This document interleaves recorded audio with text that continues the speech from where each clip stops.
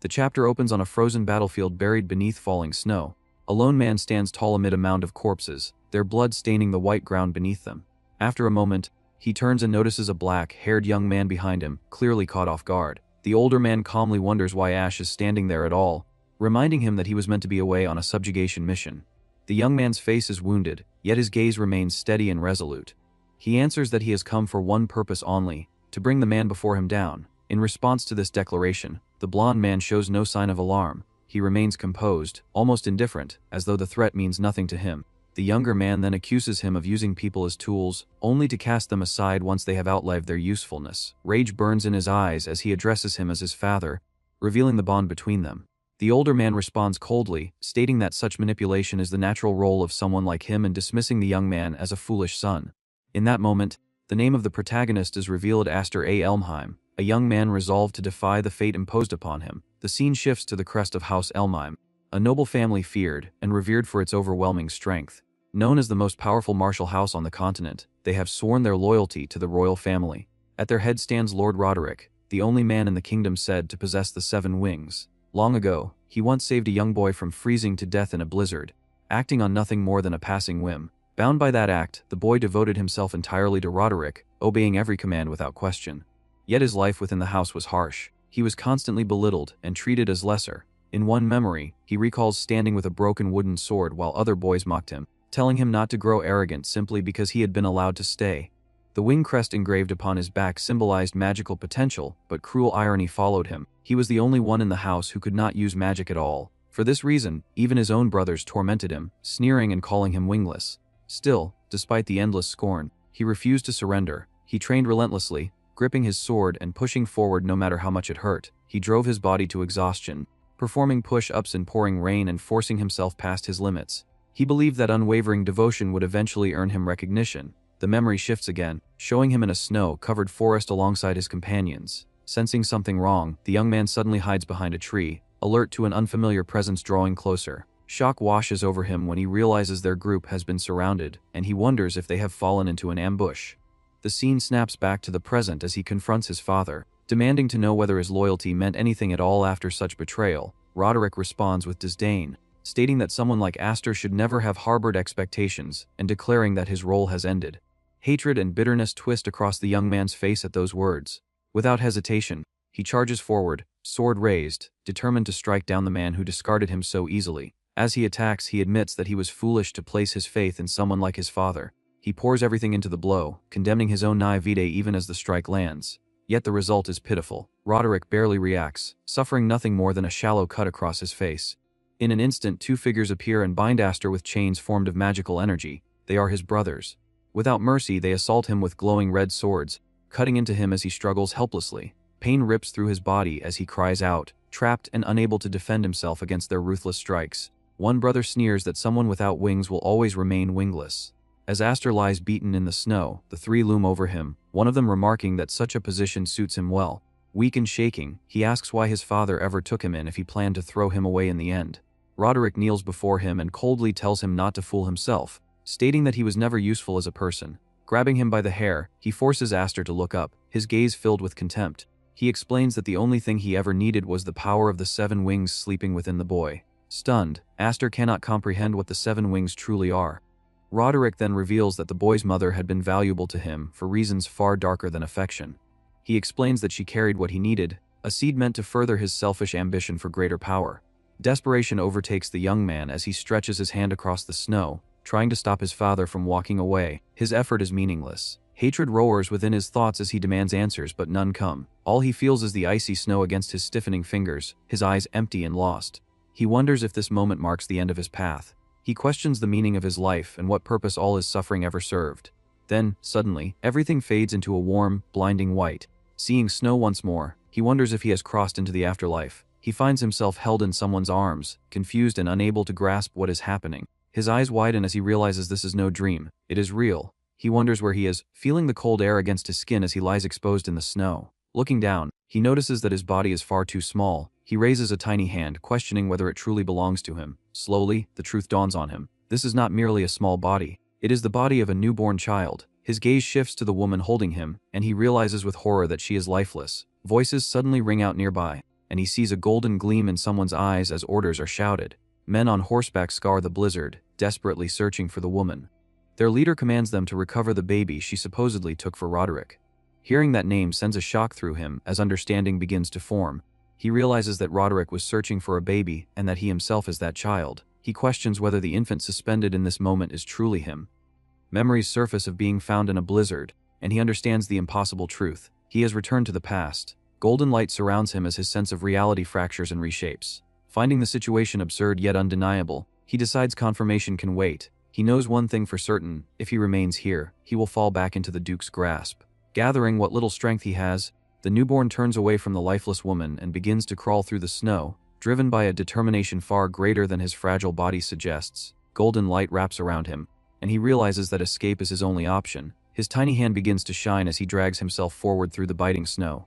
Almost immediately his breath grows uneven, and he lets out a strained sound, frustrated by lungs that refuse to work as they should. Every movement sends burning pain through his small limbs, and a clear trail forms behind him in the snow. Despite a past filled with humiliation and obedience, the boy swears to himself that he will not die here. A vision of his grim future flashes through his mind, showing his hand reaching toward Roderick in anger and despair. His face tightens with pure hatred as he makes a silent vow to take revenge on Roderick. Even trapped in the fragile body of a newborn, he keeps crawling across the endless white expanse. Eventually, exhaustion overwhelms him, and he collapses unconscious just as his path is blocked by someone's feet. A small white-haired girl notices the baby lying in the snow and calls out to her father in alarm. In response, a gray-haired man steps forward. He is the Viscount of House Highfried. He lifts the child into his arms, wondering aloud what a baby could possibly be doing in such a deadly place. Held against the man's chest, the boy finally feels a sense of calm. The Viscount's eyes widen as he realizes how unbelievable the situation is, having never imagined finding an infant there. As he studies the child more closely, curiosity grows within him. He then notices the long trail carved through the snow and is stunned by how far the baby must have crawled alone. Meanwhile, the boy sleeps peacefully, his face unusually serene, in a dark, dreamlike space. The boy wonders where he is as the image of another child appears before him. A red-haired baby seems to welcome him, surrounded by drifting golden feathers. The scene shatters, and he wakes up abruptly in a crib, his thoughts lingering on something from the dream that he feels he must not use. As his vision clears, he notices children staring down at him. One of them scolds him, saying that he should not behave so wildly.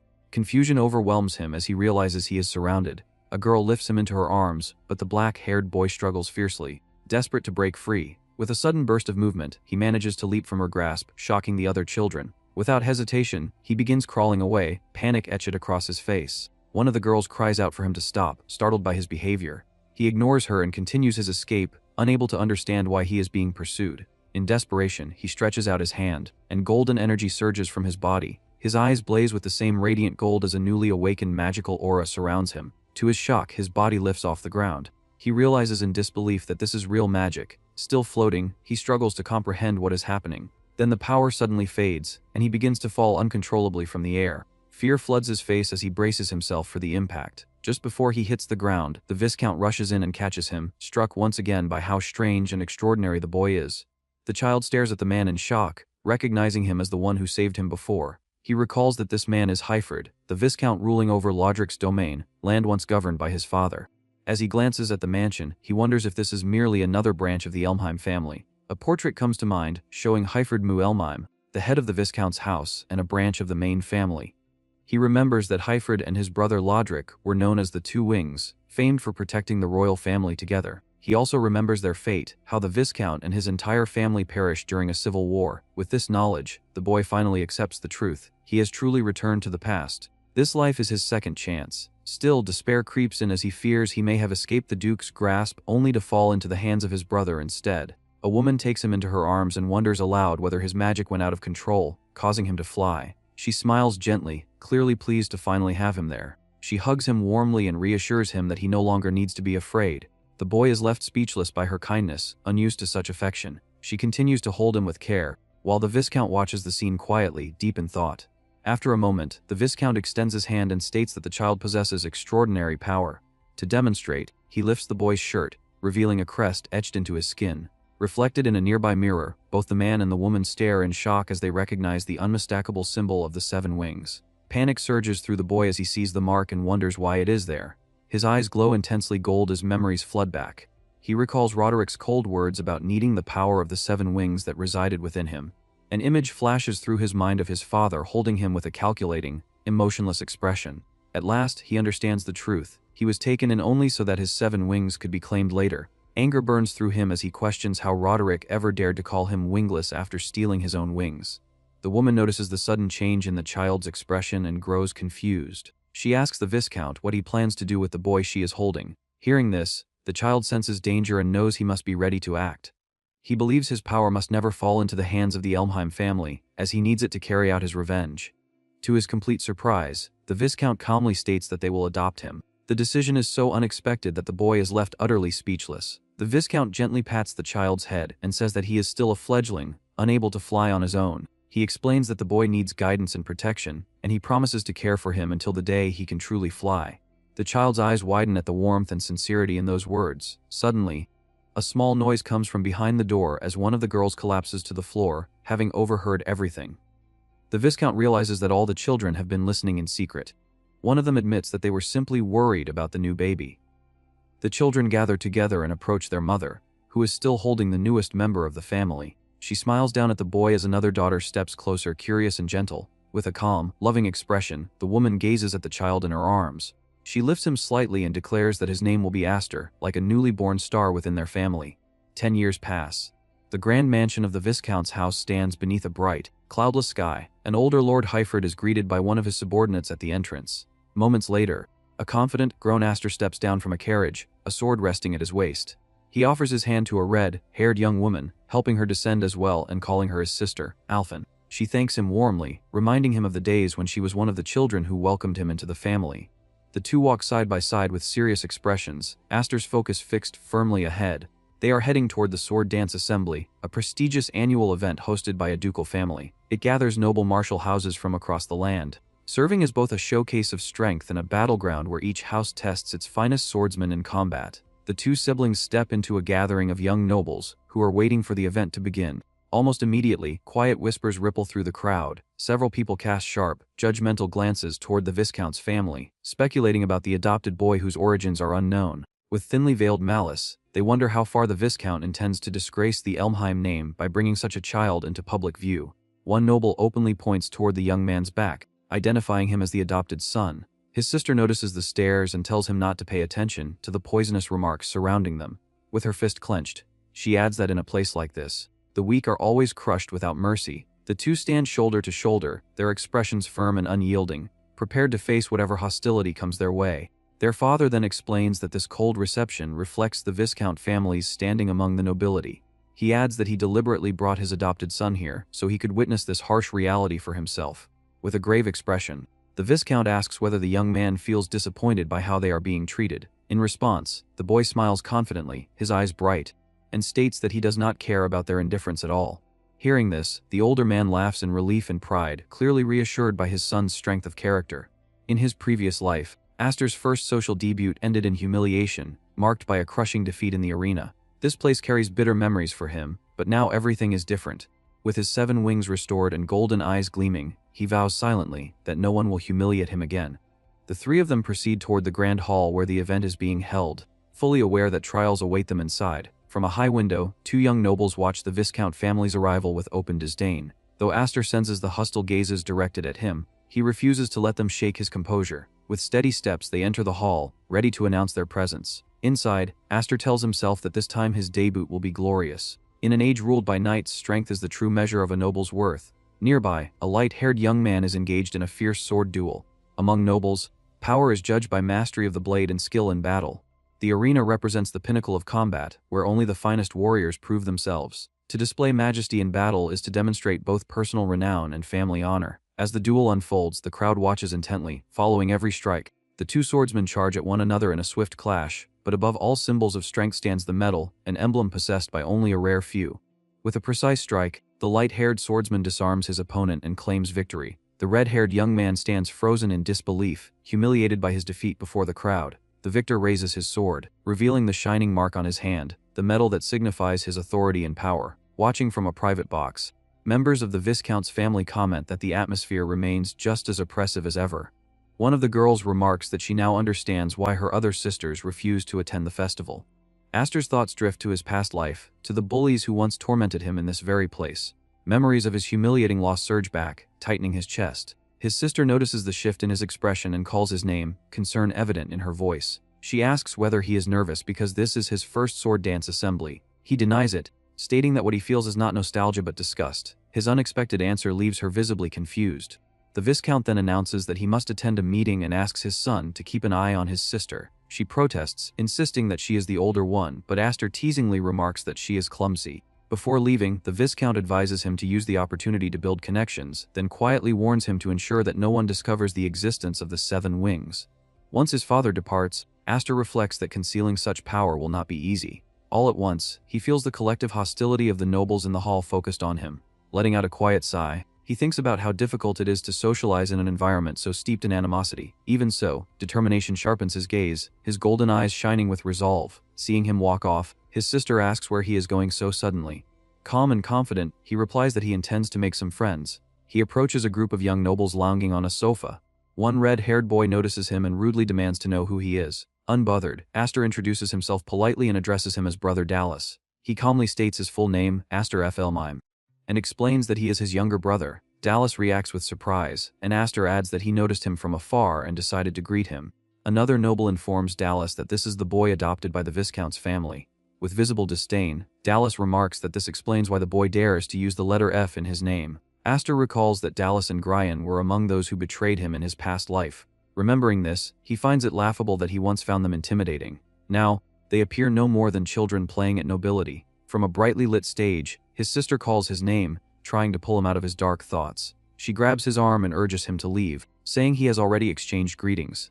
Suddenly, Dallas calls her by name, causing her body to stiffen at his attention. With a mocking smile, he asks whether she is still hiding behind her father. He orders her to join them, claiming it is a command from the main house. She refuses firmly, stating that there is no master and servant relationship between their families. Aster stops her by gripping her arm and asks her to wait. Dallas, wearing a cruel grin, asks whether Aster believes he knows something they do not. He proceeds to insult her father, claiming he was a knight who failed to protect the king. He adds that the man accepted the blame and had his arm severed by his own brother. He finishes by saying that he is grateful not to carry a loser's blood. Enraged, the red-haired young woman demands that he retract his words immediately. Acting on Dallas sneers and claims that her father must be ashamed to have a daughter like her. He warns her that this is not a ballroom and that she should control herself. Mocking her further, he suggests she wear rags next time so she will not mind being soaked. At that moment, Aster steps forward and calmly says that he had been worried before coming to the event. He admits that he feared he might feel nothing upon seeing their faces again. With a cold expression, he reaches out and takes a bottle from one of the nearby nobles. He glances at his sister and says that facing them again has actually brought him relief. Then, with deliberate provocation, he tosses the bottle into the air and draws Dallas's attention. The red-haired noble reacts just in time, slicing the bottle in midair with his sword and remarking that it is good to see them again. The liquid drenches him completely, leaving him stunned by Aster's audacity. Sword still in hand, he faces his adopted brother as others shout in alarm. Aster calmly touches a drop of the liquid with his finger, tasting it, and realizes that it is nothing more than grape juice. Wearing a cruel smile, the young man remarks that the drink suits a spoiled noble like him perfectly. The scene then shifts 3 years into the past, where a tense voice urges him to hold on in the middle of a fight. One of his sisters cries out in fear, asking whether he is trying to hurt everyone around him. Golden energy surges violently, spiraling out of control and terrifying the young girls nearby. The power of the 7 wings erupts with frightening force, far beyond anything he had imagined. Watching the scene unfold, the Viscount looks deeply troubled and wonders whether such overwhelming strength can truly be restrained. He questions whether the boy will ever be capable of mastering such a dangerous power. The story then returns to the present as a guard bursts into the Viscount's meeting room with alarming news. The older man immediately asks what has happened. Interrupting an ongoing conference, the guard explains that the children of the main family and the Elmheim branch have begun a duel. Hearing this, the leaders of both families grow tense, their expressions hardening. Without hesitation, the Viscount rises and rushes out to see the situation for himself. Nearby, a noble from the main family smiles with interest, commenting that it is rare to witness brothers of the Elmheim house fighting one another. The Duke and the Viscount observe the unfolding scene, while other nobles watch with mixed concern and curiosity. The Duke smiles darkly, thinking that the festival may soon descend into chaos. Meanwhile, Dallas scoffs and angrily calls Aster a fool for daring to provoke the Duke's house. Dallas then reveals his 4-wing crest, making it clear that he believes himself to be on an entirely different level. With contempt in his eyes, he demands that Aster reveal his own crest. When Aster does not comply, Dallas mocks him, asking whether he is too ashamed to show it. With a calm but mocking smile, Aster replies that flaunting a mere pattern is embarrassing. This provocation enrages Dallas, who fumes at the audacity of being challenged so casually. Aster then declares that if he wins, Dallas will apologize to his sister. Dallas accepts the challenge immediately, stating that if he wins, Aster will belong to him like a dog for the rest of his life. Without delay, Dallas charges forward, sword raised, and the duel erupts in the middle of the hall. Steel clashes loudly as their blades collide, but Aster blocks the first attack with ease. Standing firm, the black-haired young man grips his sword steadily, his focus unwavering. Dallas then channels the power of his four-wing crest, reinforcing his weapon with magic. A red aura engulfs his blade as he unleashes a devastating strike. From a distance, Aster's sister cries out his name in fear, anxious about what might happen next. The Duke watches closely, smiling as he reflects that while his son's swordsmanship is lacking, the magical strength of his crest more than compensates. He muses that the power of one wing is like the faint flame of a candle.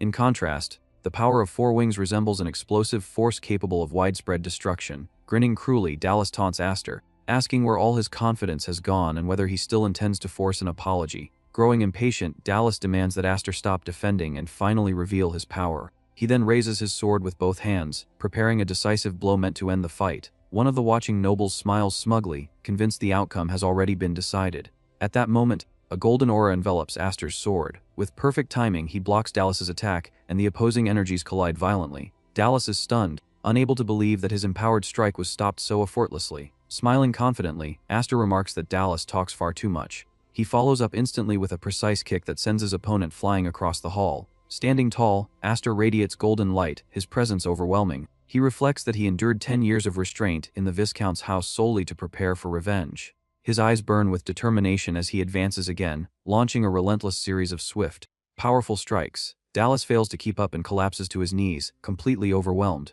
Another brother watches in disbelief, unable to accept that Dallas is being driven back so easily. Suddenly, green and yellow energy bursts forth, blasting Dallas backward with crushing force. In desperation, Dallas shouts that he is a four-wing and cannot be defeated by someone like Aster. Aster meets him with an icy stare, utterly indifferent to that claim, and unleashes yet another devastating attack. The surrounding nobles gasp, wondering if the boy truly intends to win so decisively. Shock spreads through the crowd as people whisper that monsters like this still exist within the Elmheim family. Focused and unrelenting, Aster continues his assault without giving his opponent a moment to recover. Standing beside his daughter, the Viscount watches anxiously and admits that the situation has become dangerous. Dallas, filled with rage, struggles desperately against the crushing power bearing down on him. At that moment, a memory flashes through Aster's mind of being gravely wounded by his own brother. He recalls the man's manic laughter as his relative lay defeated and helpless. Consumed by rage, Aster's eyes blaze as his golden aura surges to an even greater intensity. Dallas screams for him to stop, but Aster's fury no longer responds to reason. From the viewing box, his family calls out his name, begging him to calm down. A massive explosion of energy erupts, hurling Dallas across the hall. The Duke merely watches with folded arms. Aster finally halts his attack and drives his sword into the floor directly in front of his fallen opponent. Dallas lies trembling on the ground as Aster coldly remarks that he should come dressed in rags next time. With open contempt, Aster addresses him as cousin, making his disdain unmistakable. He then turns toward his family in the viewing box, who stare at him in stunned silence. Aster declares that he is no longer the wingless ash, signaling that his former weakness is gone forever. With a calm, confident smile, he realizes that this acknowledgement has finally brought him clarity. Suddenly, his eyes glow faintly red as he senses a dark and malevolent presence. Looking toward the top of the stairs, he sees a sinister figure surrounded by a deep crimson aura. Horror grips him as he recognizes the owner of that overwhelming power. The man looks down at him with pure malice and contempt. Cold sweat forms on Aster's skin as he realizes that his former father is standing before him. The nobles are still reeling from the shock of seeing the Viscount's youngest son defeat the main family's third heir, but the arrival of this lord casts a heavy shadow over the hall. Feeling the crushing pressure of the man's presence, Aster turns fully to face him. On the ground, Dallas bursts into hysterical laughter, convinced that his father has come to save him at last. Aster now stands face to face with the leader of the Elmheim family, the feared Lord Roderick. Roderick glares at him with fury, clearly displeased by what he sees. Hatred burns within Aster as he recalls the name of the man who betrayed him in his previous life.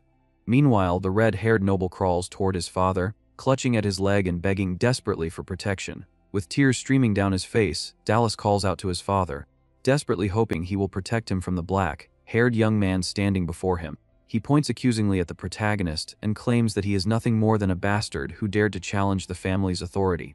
In his panic, the noble begs his father to use his power and crush the boy who humiliated him. Without warning, the lord brings his sword down and brutally grinds his own son's hand into the floor. Dallas screams in agony, utterly stunned by his father's merciless punishment. The surrounding nobles freeze in horror, unable to comprehend such cruelty inflicted on one's own child. Even Dallas's brother is left speechless as he watches the red-haired noble's hand being crushed without restraint.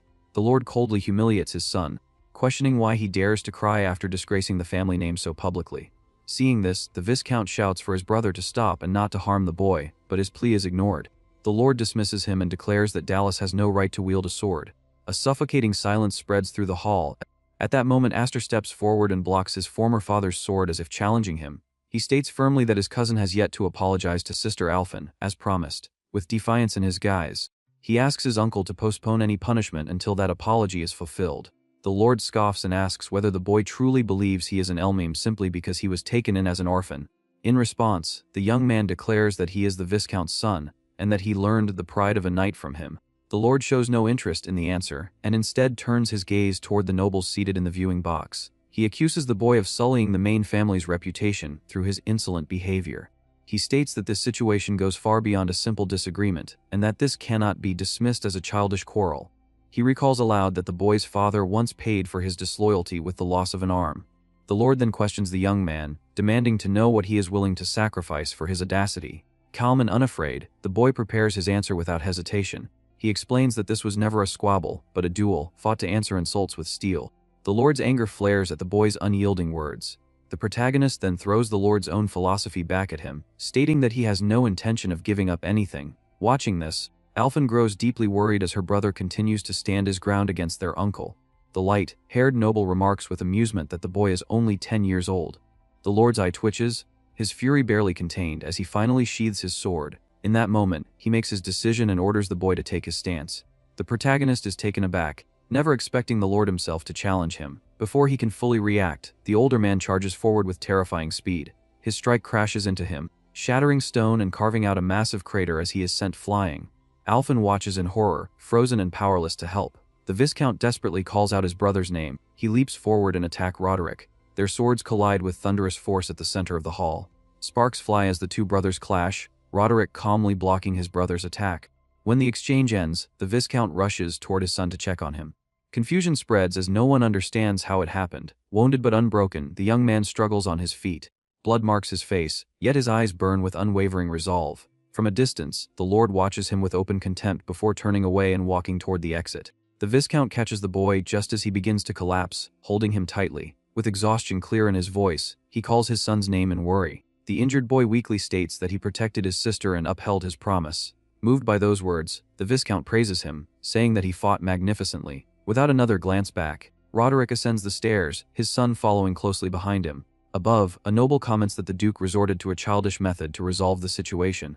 He reasons that allowing the boy to win outright would have shattered the family's reputation, making this outcome a compromise. Even so, the young man stood firm before the great lord and emerged as a rising star. Another noble admits he was tense throughout the confrontation, fearing that House Elmame might fracture completely, that an era of upheaval is approaching, one that may tear the world apart. Below, the Viscount supports the wounded boy while Alphen rushes to his side in distress. Some time later, under a clear and sunny sky, several men train in the courtyard outside the mansion. Knights watch with astonishment as the protagonist spars using a wooden sword, defeating his opponent with ease. One knight expresses disbelief at the boy's skill, calling him impressive. Still focused, the black-haired youth continues training as the man addresses him respectfully as young Master Aster. Another knight remarks that his talent is frightening for someone so young. He adds that this is the same boy who crushed Lord Roderick's third son during the festival. His companion smiles and says it is refreshing to see the main family humbled after oppressing others for so long. As he trains, Aster reflects that he demonstrated his strength clearly at the sword dance assembly. He believes that this will silence those who mock the Viscount's house as a disgrace. Still, he knows his true enemy remains the family itself and his former father. That is why he pushed his limits in the duel against Dallas. As he swings his sword, memories of his clash with the Lord surface again. With focused resolve, he admits to himself that he cannot yet defeat Roderick. He understands that the wing crest only measures latent magical potential, and that he cannot fully wield all 7 wings yet. Power without control, he knows, is nothing more than wasted potential. He surges forward once more, charging his opponent with speed and precision. His eyes glow gold as he concentrates completely. With a sharp strike, he snaps the knight's wooden sword in two and shouts confidently, asking who will challenge him next. All the other knights lie defeated on the ground. From a distance, a familiar voice asks whether he is causing trouble again. Alphen steps into view, remarking that he truly has no limits, but adds that their father is calling for him. He agrees and walks toward her, stepping past the fallen knights. As he does, he notices her clothing and pauses, clearly surprised. She turns and asks what caught his attention. He comments that it is rare to see her dressed that way, and asks whether she once disliked such clothes. She replies that balance is important and that he inspired her not to remain unchanged. Confused by her words, he struggles to grasp her meaning. Smiling, she takes his training sword and says that when she returns, he will be spending plenty of time with her. He smiles back, pleased by his sister's resolve, and jokingly asks her to be gentle during their next training session. Later, the boy knocks on the door of his adoptive father's office, excusing himself as he enters. Inside, he finds the Viscount seated behind his desk, his expression grave. The young man asks what he is needed for, and the Viscount simply tells him to sit so they can talk. Taking a seat on the sofa, the protagonist waits calmly, prepared to hear whatever his father has to say. The older man begins by calmly stating that 10 years have already passed since they welcomed the boy into their family. He adds that he originally intended to wait until Aster was a little older before bringing this up. As he speaks, the Viscount places a ring on the table. The boy stares at it in shock and asks what it represents. The Viscount explains that the ring is the symbol of the next head of the Viscount's house. With a firm and serious expression, he says that he wants Aster to succeed him one day. The young man's eyes shine at the weight of those words. The Viscount continues by explaining that their house is currently in a very fragile position, something Aster already understands well. He adds that although they are only a branch of the Elmheim family, they still rule over their own territory and must protect it. Leaving the position of successor undecided for too long would invite instability. The boy then asks whether his sisters agree with such a sudden decision. The Viscount replies that he plans to announce everything at the Knight Academy, where his sisters are currently staying. Aster immediately thinks of his other sisters, Malfa and Kudo, and wonders whether they will hear the news as well. In his thoughts, he smiles faintly and admits that they likely would not be pleased, especially Kudo. His adoptive father explains that Kudo dislikes him simply because he was born a boy bearing the 7 wings. Hearing this, the protagonist suddenly stands up and refuses the offer to become the next head of the family. He explains that he still cannot properly control his magic and nearly hurt his own sister due to his immaturity. The black-haired young man insists that nothing can persuade an angry sister and declares that he is not ready for such responsibility. The Viscount watches his son quietly, his expression calm and contemplative. He then comments that Aster has always made him question whether he was ever just an ordinary child. With a gentle smile, the Viscount says that he originally planned to give the ring as a reward for the sword dance assembly. He opens a box on the table and adds that it seems the boy would prefer what lies inside instead. Aster's eyes widen as he stares at the contents, wondering what he is seeing. The Viscount reveals that the item is the magic sword Gram, a treasured heirloom of their family. He explains that it is the Devering magic blade, the only weapon capable of controlling the power of the 7 wings. He then takes Aster to a forest, saying that the location will suit what he intends to do. The boy asks why they did not use the training hall instead. The older man answers that this is merely a precaution, recalling that his adopted son has a habit of breaking things during training. He explains that Gram is a legendary sword passed down only to the eldest son of the family. As the Viscount holds the weapon, it begins to glow intensely, radiating immense power. Aster is left stunned, unable to understand what he is witnessing. He notices that the weapon has no physical blade and wonders whether it can truly be called a sword. In response, his adoptive father pours magical power into the hilt, causing a blade of red energy to form. The Viscount explains that Gram is a blade of potential, shaped and completed by the power of its wielder. With that explanation, he unleashes a single strike. A massive wave of red energy surges forward, obliterating everything in its path. The attack creates a violent vortex of air and dust, clearly displaying the terrifying might of the sword. He warns that if the wielder's power is insufficient, the blade will drain them dry, adding that the weapon's history is filled with tragedy. With a serious expression, he then offers the sword to Aster and asks whether he wishes to try wielding it. Without hesitation, the young man grips the hilt with both hands. A golden aura surrounds him as he channels his mana into the weapon, attempting to form his own blade.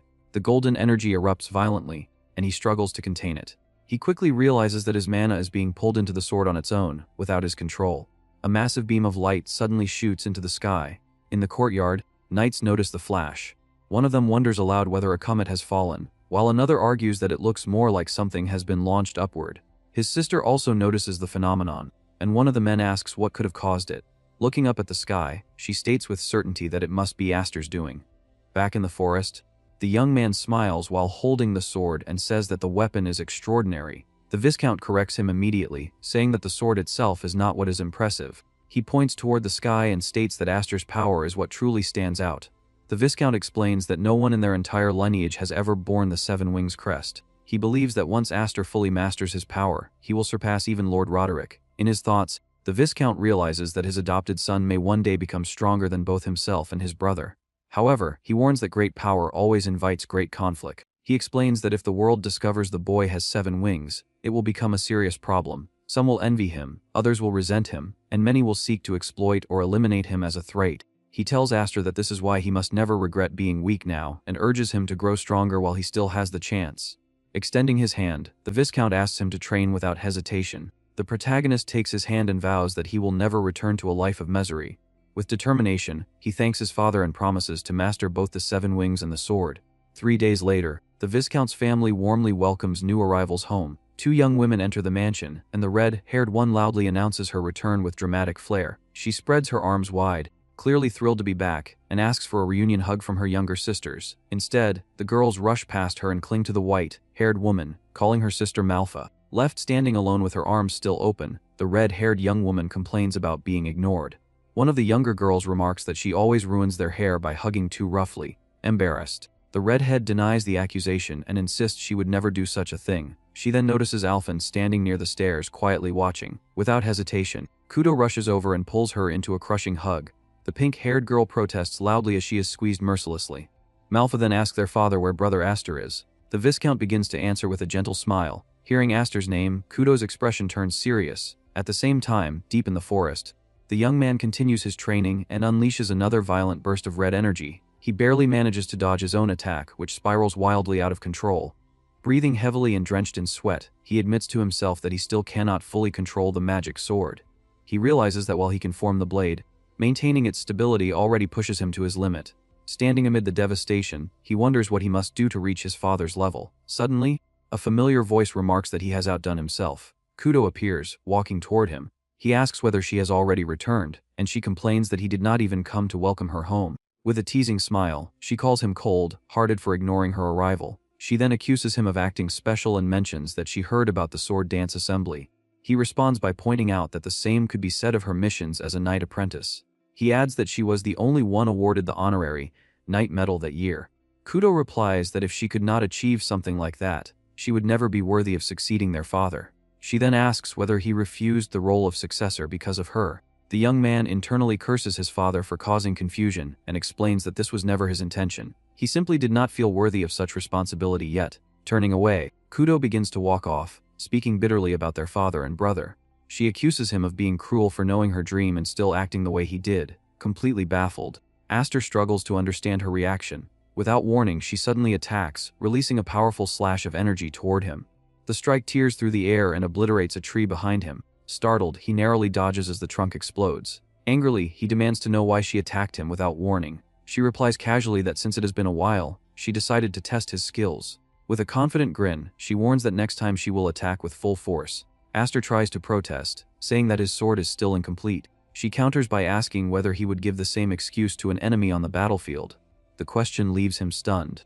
She states that a knight must always be ready and that hesitation will only lead to defeat. She charges again, and he thinks she must be joking. He knows he is already at his limit just controlling his unstable magic. Still, he realizes he has no choice. If she is serious, then he must respond in kind. The siblings' swords collide, energy exploding outward as they clash. As the impact reverberates through the forest, the boy despairs, realizing that she truly intends to take him down. Their clash drove them deeper into the forest, away from prying eyes. From afar, it would have looked as if lightning had struck among the trees, bursts of light flashing between trunks. Kudo clicked her tongue in irritation mid-swing, her blade carving precise arcs through the air, her expression sharp and merciless. She remarked that he remained as skilled with a sword as ever and admitted that she had not expected him to keep pace after her years of growth at the Knight Academy.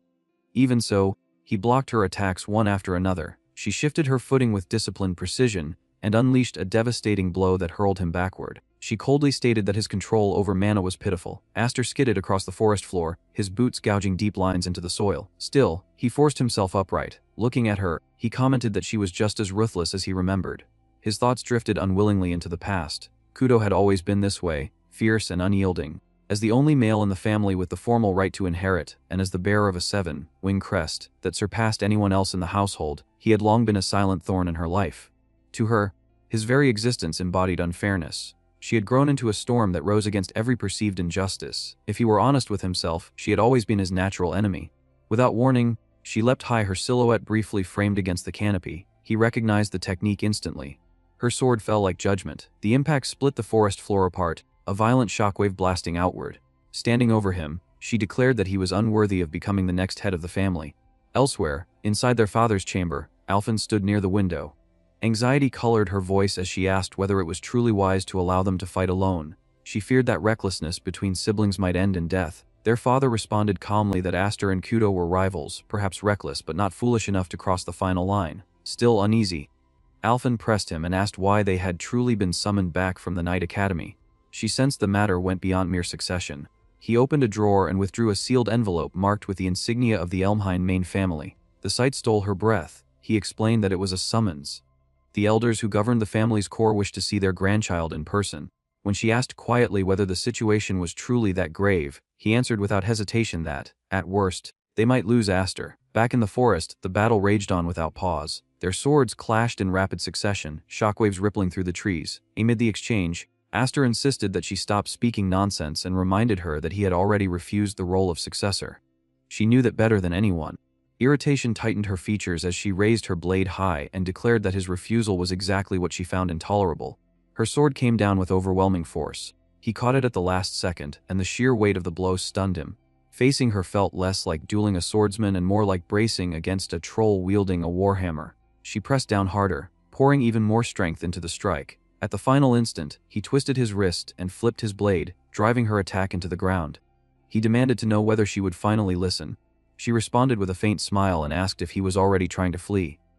In the next heartbeat, she unleashed her full brute strength. He was flung sideways and crashed into a tree so violently that bark exploded behind him. He coughed blood, disbelief flashing in his eyes. Kudo looked down at him and declared that if all he could do was swing a sword, he was third-rate. Those who relied only on mana were merely second-rate. Only those who mastered both sword and mana together deserved to be called first-rate. She added that she was deeply disappointed. The difference in wing crests, she explained, directly reflected mana capacity. Even a single wing meant nearly triple the power. Though she bore 5 wings and was technically inferior to his 7, he still avoided direct clashes of strength and chose instead to hide behind refined technique. With a faint smile, she asked whether he truly lacked faith in himself or whether he feared losing control again, as he had 3 years ago. Her words cut deeper than any blade. Aster froze as the memory surfaced. Had he been afraid all this time? Had he unconsciously sealed away his own power because of that incident? For the first time, he confronted that possibility. His gaze dropped to his sword as he wondered aloud whether that same suppression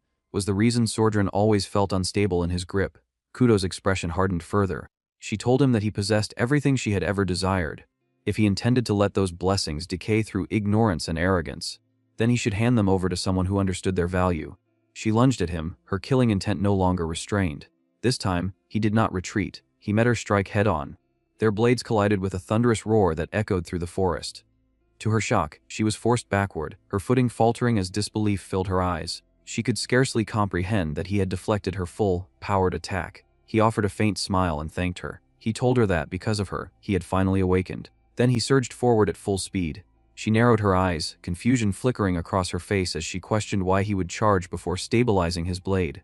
She wondered whether he was out of mana, though the idea seemed impossible. As he advanced, mana flooded into his sword in overwhelming torrents. The 7 wings on his back concealed a vast, nearly inexhaustible reserve. He understood that he still lacked precise control. Instead of forcing restraint, he abandoned it entirely. For a fleeting instant, he released his reliance on technique and poured every drop of mana into the raw motion of his strike.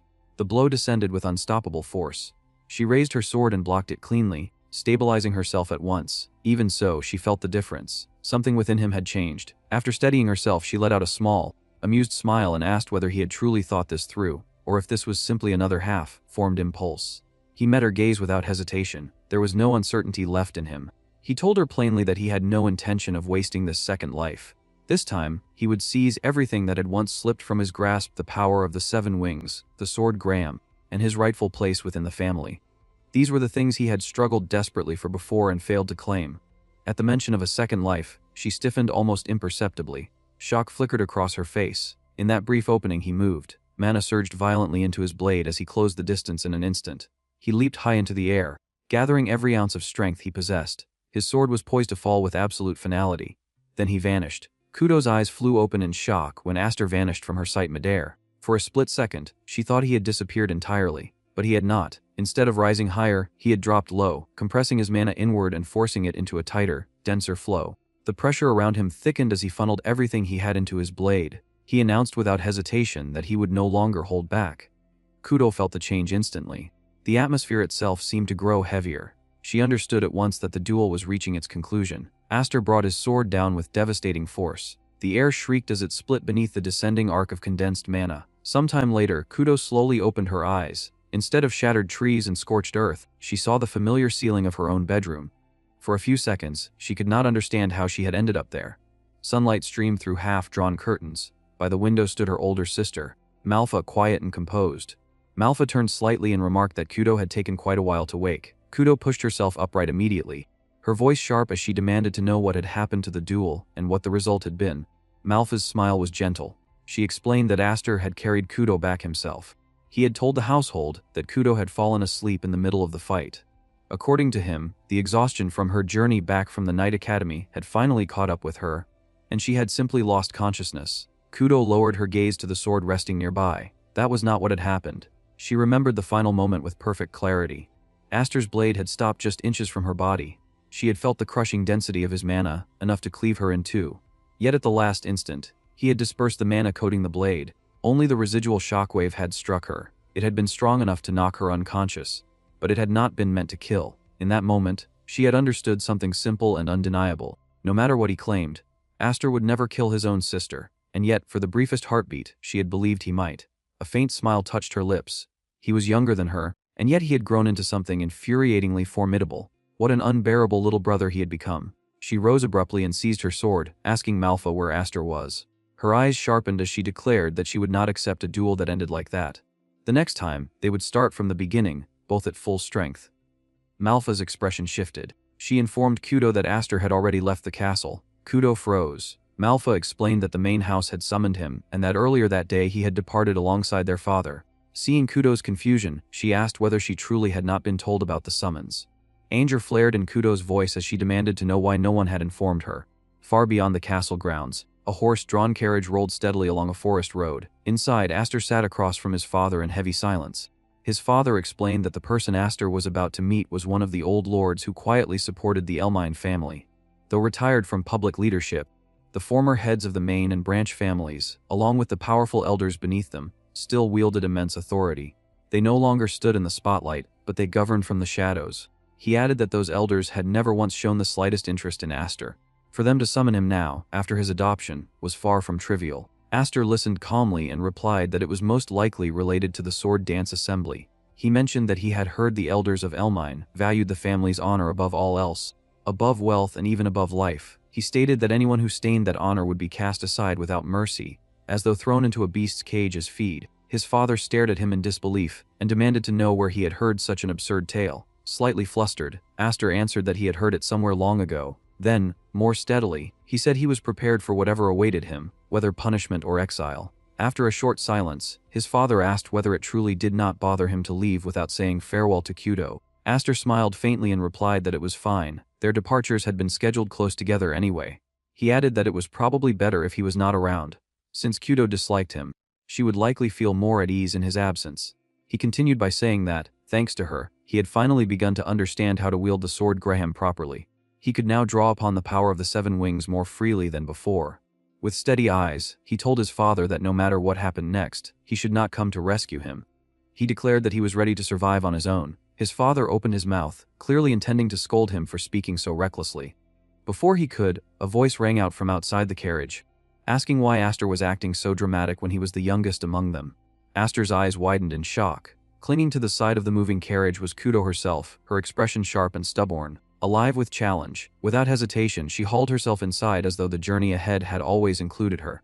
Once fully inside, she immediately turned on Aster, her eyes blazing. She demanded to know why he had slipped away without saying a single word to his older sister. Her tone carried anger and disbelief in equal measure. She added that she had heard about the summons from the elders of the main house. she pointed out that such a summons had never once been extended to her or to Malfa, which made it sound less like an honor and more like a threat. Their father's voice cut in firmly, reminding her that she could not accompany them to the main house. He explained that the matter was too sensitive and too dangerous to involve her. Kudo calmly took a seat beside Aster anyway. She replied that she already understood the situation. She knew that their father had called her and Malfa back from the Knight Academy to guard the estate during his absence. She stated that she was not foolish enough to miss that implication.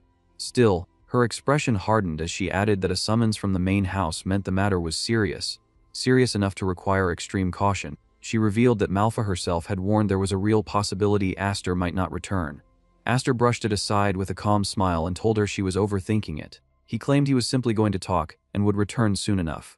Deep down, however, he understood the truth. There was no guarantee he would come back safely. Kudo suddenly raised a finger and pointed it directly at him. She told him to listen carefully. Blunt and unfiltered, she admitted that she hated him. Aster blinked in surprise, but she did not waver. She said she hated that he was a man in a family where that fact alone granted him advantages. She hated that he bore 7 wings. She hated that he was always treated as special. She hated that he was stronger than his older sisters.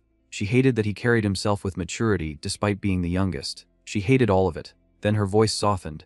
No matter how much she despised those unfair advantages, he was still family. No matter how strong he pretended to be, no matter how composed he acted, he was still her little brother. She rose to her feet, proud and unshaken, and ordered him to return properly so they could settle their duel again. This time, she declared, they would begin at full power from the start. A faint smile curved her lips as she added that she would not allow him to escape with such a cheap victory. With that, she leapt from the moving carriage as effortlessly as she had climbed aboard. Startled, Aster leaned out and asked his father why she had gone through the trouble of coming all that way just to say those things. His father watched her shrinking figure on the road with a proud expression and replied that, to him, it had sounded like a proper farewell. Aster's lips curved into a quiet smile. Looking back, he saw Kudo standing in the road behind them, waving boldly at the departing carriage. In his heart, he thanked her, and silently, with unwavering resolve, he made himself a promise. No matter what awaited him at the main house, he would return. Viscount Hyfried and Aster arrived at the Elmheim main residence, where a guide squad was already waiting the moment they stepped onto the estate. Their captain formally informed them that the Grand Elder was expecting them inside. Hyfried calmly replied that no escort was needed because he already knew the way, but the captain firmly stated that he could not allow that, explaining that they had been ordered to bring both of them in together. From that alone, Aster understood they had not been called here out of family affection. The welcome was too rigid, too deliberate. Even so, as he looked over the familiar grounds, a faint nostalgia rose inside him. He quietly thought that it had been a long time since he had returned home. Though memories stirred, he said nothing and walked on with the guides. As they made their way inside, Hyfried spoke in a low, serious voice and said that Aster surely understood what this meant. He warned him not to act rashly, at least not today, no matter what was said. Aster answered without hesitation that it would depend on how the other side behaved. His father let out a small breath and said that the problem was precisely the other side, then tried to explain that the person they were about to meet was someone dangerous. Before he could finish, Aster cut in casually while looking elsewhere and remarked that Darius was nowhere to be seen. He added in an indifferent tone that, with his dominant hand crushed, returning anytime soon would probably be difficult.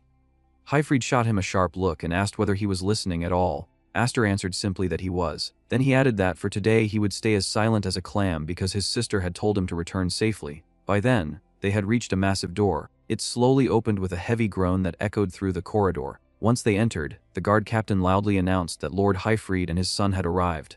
At the far end of the grand hall, an elderly man greeted them in a measured tone and remarked that they had finally come, asking whether it had already been more than 10 years. Father and son stepped forward together. Another elder, sounding faintly amused, greeted Hyfried as his grandson. At once, Viscount Hyfried dropped to his knees, bowed deeply, and respectfully said that it had indeed been a long time, first calling him the sixth head, then correcting himself to Great Grand Elder. Aster, however, remained calm. As he felt the old man's gaze press down on him, he realized that this was the monster hidden in Elmheim's shadows, Zenith A. Elmheim, the sixth head of the main house. Around him sat the true power holders beneath the Elmheim name, figures of immense influence. Aster recognized several of them from the Sword Dance Festival. His eyes moved across the hall before he casually asked whether Roderick was absent. A flicker of surprise crossed his face, but before anyone else could answer, the sixth head sharply stated that Roderick was not here, explaining that he commanded the knights who directly served the royal family and had no time to involve himself in vulgar matters.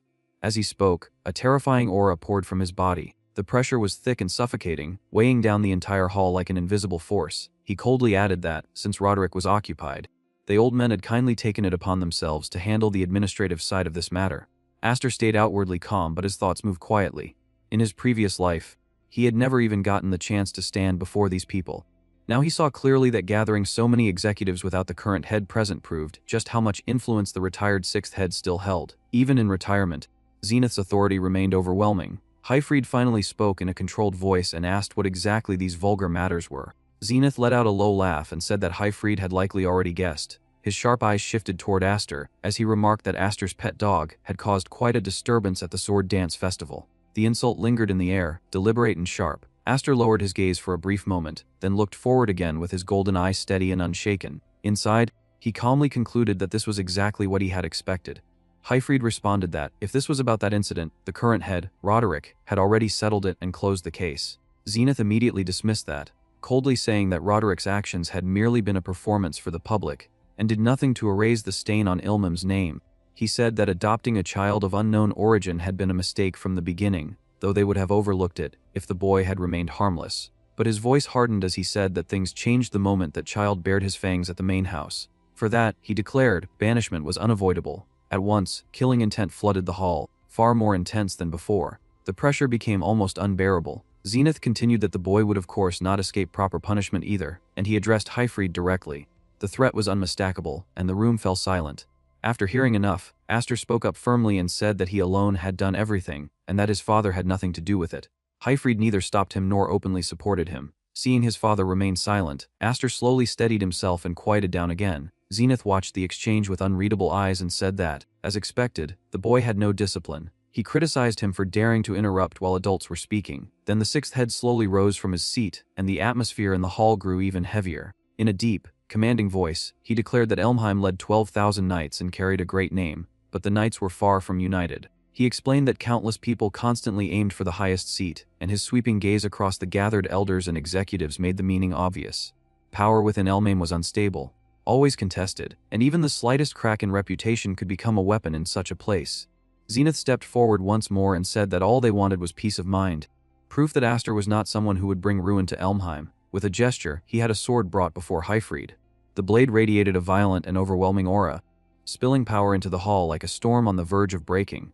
Zenith asked whether Hyfried remembered what had happened before, reminding him that when he failed to protect his liege and disgraced Elmheim's name, they had Roderick cut off his arm in that very hall. Then, releasing an even heavier wave of killing intent, he gave his merciless order. He told Hyfried to cut off the brat's head, and said that, if he did, the matter would be considered settled. Hyfried refused without the slightest hesitation. He firmly declared that if he were ever forced to kill his own child, he would rather take his own life. There was no fear in his voice, only absolute resolve. Aster could only murmur the word father, but nothing else came. He found himself unable to continue. Zenith remained standing, his crushing pressure still filling the hall. His expression did not change. Calmly yet with terrifying certainty, he said that in that case Hyfried should die. Then he added that his wife should die, his daughters should die, that brat should die, and everyone connected to them should die. The hall sank into deathly silence.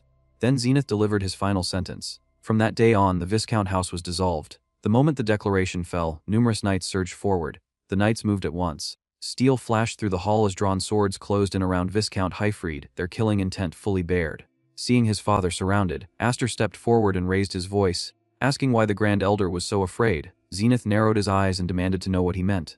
Aster met him without flinching. With a sharp, fearless tone, he said that if they were truly frightened of being bitten by a pet dog, then it was a pitiful sight to watch so many grown men huddled together in fear.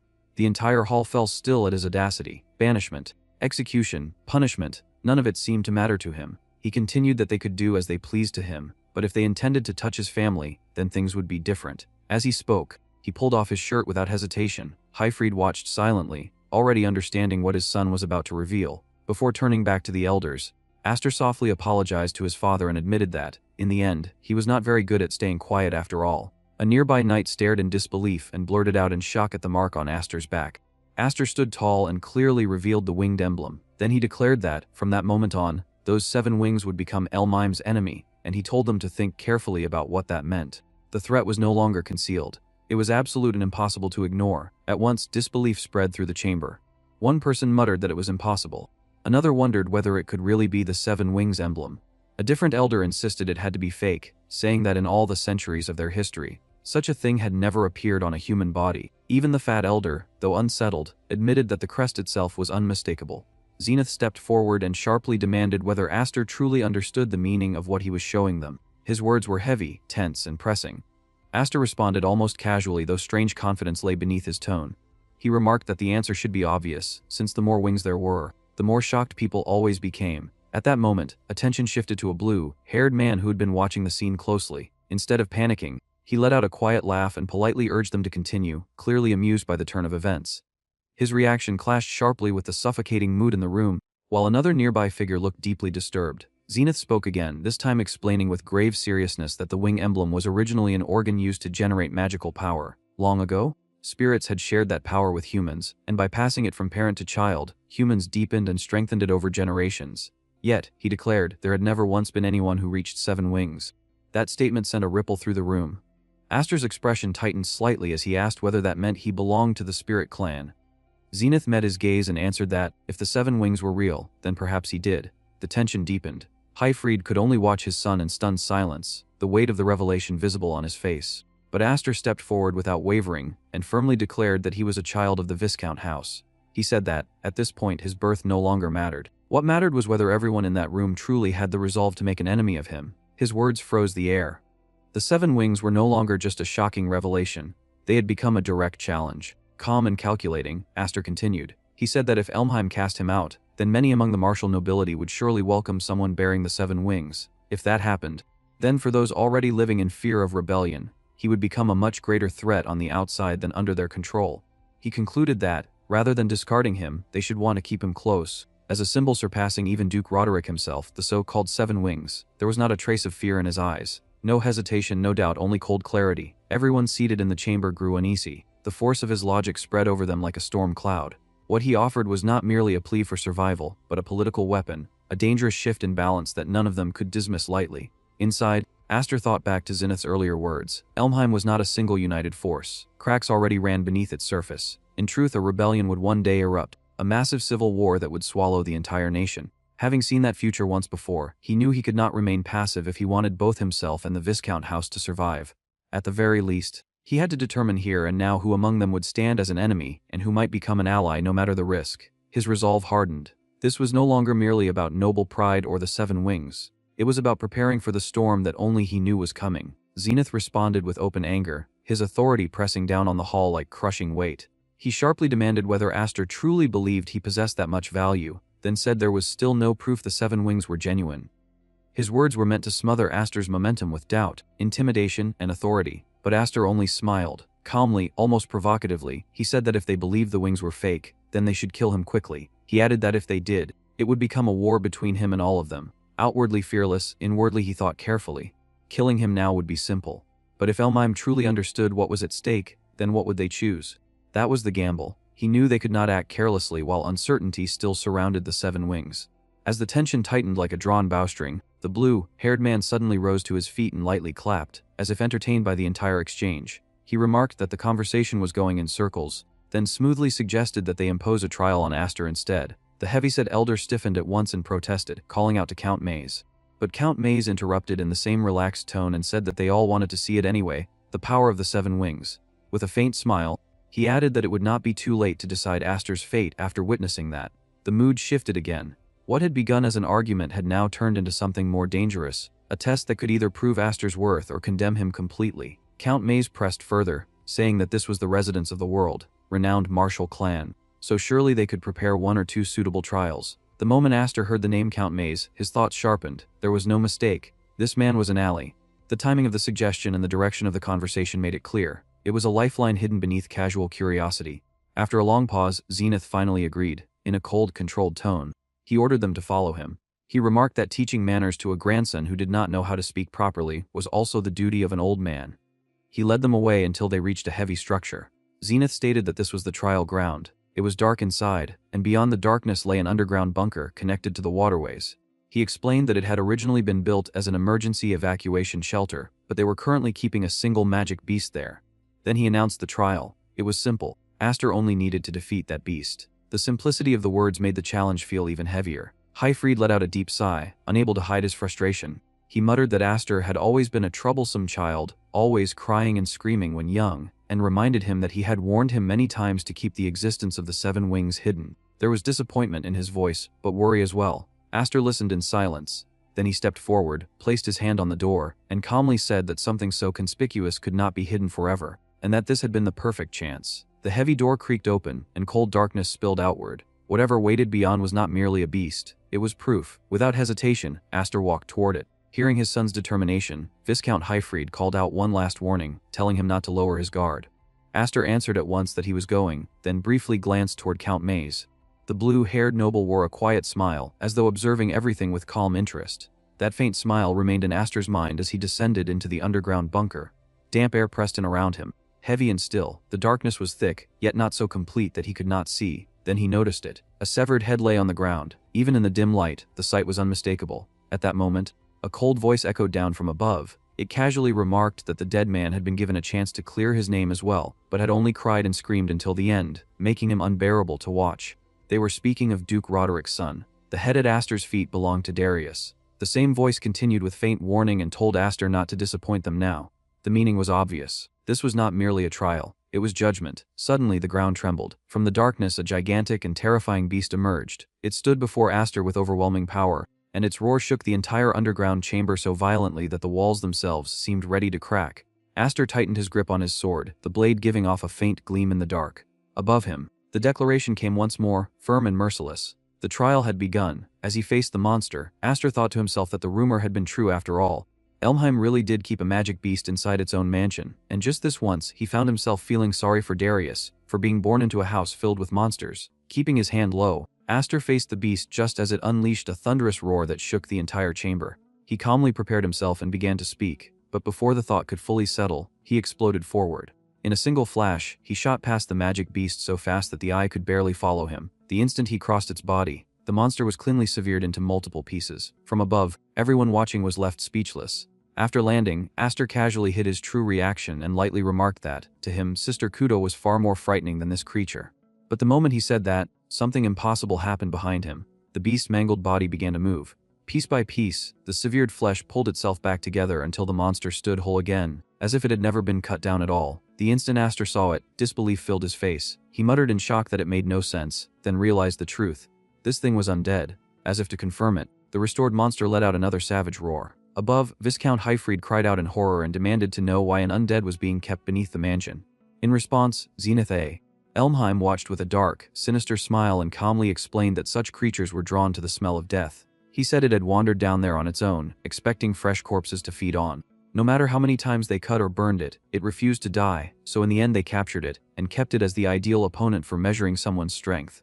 In the same cold tone, he added that it had also made disposing of bodies much easier. The fat elder nearby was visibly shaken. He protested that even skilled knights struggled to capture an undead, then questioned whether Zenith truly intended to have the 7 Wings boy die for nothing. Zenith's smile only turned colder as he answered without hesitation that, if the boy died, it would simply prove he was nothing but an empty braggart. He added that a winged crest without power was not even worthy of being called decoration. As everyone above continued to watch in silence, Zenith went on with chilling indifference. He said there was no reason to worry, because even if Aster died, they would still find ways to make use of him, and that in truth, such an outcome might be even more convenient. Those words crushed the air. No one replied. Only the blue-haired boy kept watching in silence, thinking to himself that after all that bold talk, Aster had better not die so easily. The focus returned to the battle below. Aster and the beast clashed fiercely, releasing waves of violent energy that spread through the underground chamber. While continuing to strike the monster again and again, Aster analyzed the fight in his head. No matter how many times he cut it, there was no real effect, and its regeneration was far beyond that of an ordinary undead. He reminded himself that undead were already dead to begin with. To kill one completely, it had to be burned in sunlight or purified by a holy weapon. If neither option was possible, then the basic rule was simple: do not fight it. But he immediately discarded that thought. Retreat was impossible here. His eyes hardened. He thought that, if he relied only on ordinary textbook tactics, then there would be no point in calling himself 7 Wings. Even before a nearly immortal enemy, he refused to yield. He had to prove his worth.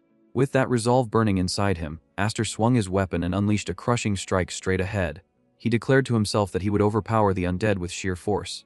In the next instant, an enormous explosion erupted from the clash. A massive blast rocked the entire bunker, hurling dust and shockwaves in every direction. The elders above were stunned by the sheer amount of power released. One stammered in disbelief at the monstrous magic power. Others stared down in astonishment and said that this must be the power of the 7 wings. Another quickly demanded to know what had happened below and whether the beast had finally been defeated.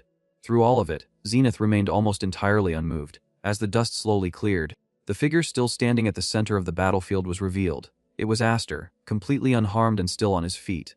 Zenith quietly muttered in disappointment that it was a waste, but before anyone could fully process the result, the magic beast lunged again without warning. Its attack came so suddenly that even Aster failed to notice the moment it moved. In the blink of an eye, he found himself directly beneath the towering monster as it roared down at him, its horrifying face hanging right above him. From above, Hyfried shouted Aster's name in panic. At that moment, the blue-haired boy suddenly spoke and told Lord Hyfried not to ruin everything by jumping in to save him. Furious, Hyfried turned and demanded whether he expected them to simply stand there and watch the boy die. The blue-haired boy calmly told him to settle down, then kept his eyes fixed on the battlefield and said that he should look more closely because Aster still seemed to have one final card left. Everyone's attention immediately turned back below. There stood Aster in terrible condition after the blow. Yet despite his injuries, he remained upright. More than that, he was smiling. Looking at the outcome so far, Aster quietly said that it was good and that it seemed to be working properly. He noted that it was slimmer than before. Then he slowly raised his sword and leveled it at the monster. From that stance alone, it became obvious that something decisive was coming. In the very next moment, an overwhelming surge of power burst from his blade and shot upward like a blazing pillar. The force was so intense that it instantly swallowed the monster before him. With a single strike, the terrifying undead was utterly obliterated. As the destructive power roared forward, Aster shouted with fierce resolve that it would continue until the creature finally died. Watching that attack, Viscount Hyfried was left stunned.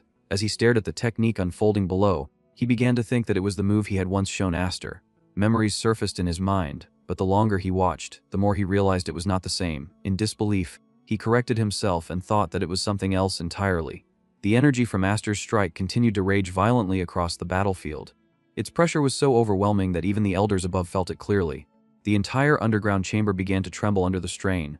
One elder shouted that the place was about to collapse. Another urgently called for the elder lords to move, and panic quickly spread as the destruction threatened to bring the whole structure down. Yet in the middle of that chaos, Zenith A. Elmam remained perfectly calm, quietly observing everything. He finally spoke in a cold, composed voice and said that this, then, was the power of the 7 wings. The yellow-haired man nearby looked completely shaken. His eyes widened as he tried to understand what he had just seen. In a trembling voice, he demanded to know what in the world had happened, then immediately asked what had become of the magic beast. Zenith, who had watched the entire exchange without missing a single detail, calmly gave his analysis. He said that Aster had dragged the undead into a whirlpool of magical power and torn it to pieces. Even his measured words carried a trace of astonishment. After saying that, Zenith fell briefly into thought as he evaluated what he had just witnessed. In his mind, he concluded that it had not even been a refined technique, only raw force driven by the overwhelming quality and volume of magical power one would expect from someone with 7 wings. He then turned to Viscount Hyfried and calmly asked whether that outcome had been part of his plan. Hyfried shook his head slightly and answered honestly that it had not. He admitted that even he was surprised by how much his son had grown, and both pride and genuine astonishment could be heard in his voice. At that moment, the blue-haired man stepped forward and respectfully asked Zenith whether the test had now been accepted. Zenith looked around at the others present, found no sign of opposition, and calmly declared that no one seemed to have any objections. Hearing that decision, the blue-haired man immediately called upward and loudly told Aster that he had passed, adding that it would be best for him to come up soon. Aster's voice soon answered from below, though with slight awkwardness. He explained that the chain he had used to descend had been destroyed during the battle and asked whether they could lower a rope instead. The scene then shifted to a quiet room. Zenith sat there calmly, wearing the composed expression of someone who had already reached a decision. Looking toward Aster, he said in a steady voice that the opportunity before him would not come twice, and if he let it pass now, there would be no second chance. Aster answered at once, calm but firm. He said that he had no interest in disputing the succession of the main family. He added that if someone like him lingered around the mansion, his cousins would never rest easy, and that his place was with the Hyfrieds. His answer sounded simple and humble, as though he had already accepted where he belonged. But the moment Zenith heard him, the old man began to laugh softly. It was not mockery, but amusement, as though he could see through the calm surface of Aster's words. With a slight smile, he remarked that Aster was pretending to sound humble, then asked whether he truly thought he could hide the ambition burning in his eyes. Zenith's gaze sharpened as he pressed further. He asked whether Aster intended to point his sword at Elmheim one day, and whether his true goal was Roderick's head. The question came so directly that Aster looked momentarily caught off guard. Seeing that reaction, Zenith laughed again and waved away the tension. He lightly told him not to be so guarded, then said that there was no need to peer too deeply into his thoughts for now. At last Aster voiced the question he had been holding back. Looking straight at Zenith, he asked why, if rebels were truly the enemy, the old man would even tolerate him. Zenith's expression turned serious. The faint amusement disappeared, replaced by a calm, heavy tone. He reminded Aster that Elmheim was not a unified bloc either. He explained that Roderick's character was too strong, and that if Aster's existence could serve as a restraint on him, then that was acceptable as well. Then his eyes sharpened again and the room grew tense. He quietly warned that if Aster ever bared his fangs at him, then Aster already knew what would happen. The warning was soft, but its meaning was unmistakable. Aster stayed silent for a moment. Outwardly, he remained calm. Inside, however, he cursed Zenith as an old monster of Elmheim. Just then, the door opened and Viscount Hyfried stepped inside. Looking toward Aster, he asked whether the conversation was over and what had been said. Aster calmly replied that Zenith had offered to bring him into the main family, but that he had refused. The answer stunned Hyfried. His eyes widened, and he exclaimed in disbelief, clearly never expecting such a refusal. At the same time, another voice spoke from nearby and remarked that it was a waste, since joining the main family officially would have brought far greater profit. The speaker was the blue-haired man. Aster looked toward him carefully and recognized him as Count Maze. He then asked why Count Maze had made a proposal earlier that seemed to help him. Maze looked slightly puzzled, then casually answered that it was nothing so grand. He said he had merely felt a bit irritated by a brat who seemed too arrogant. Then Maze stepped closer and placed a friendly but confident hand on Aster's shoulder. He said that, regardless, from that day onward Aster had become, both in name and in fact, a son who possessed the 7 wings. With that, he gestured around the room and told Aster to look carefully. As Aster did, he noticed the expressions around him. Most said nothing, but their intentions were plainly visible. Some stared at him with fascination and greed. Others watched with calculation. Many of them were silently thinking that this was what the 7 wings truly meant. A few were openly tempted and inwardly desired that power for themselves. Others were more cautious and darkly concluded that it should be removed before it became a threat. To them, he was still only a child, and therefore still someone who could be used. The space around Aster quietly filled with hidden schemes, ambition, and desire. Noticing all of it, Count Maze spoke again in a calm voice. He reminded Aster that, as he himself had said, the 7 wings emblem alone carried immense value. From now on, the number of people trying to recruit him would only continue to grow. Aster looked directly at him and bluntly asked whether Count Maze was one of those people as well. For a moment Maze seemed slightly surprised, but he quickly regained his usual ease and replied that, whether it seemed that way or not, he was a member of the board of the Knights Academy. Aster silently observed him. Inwardly, he thought that Maze was a strange man, and that it was still too early to call him an ally. At that point Hyfried stepped closer and gently placed a hand on Aster's shoulder.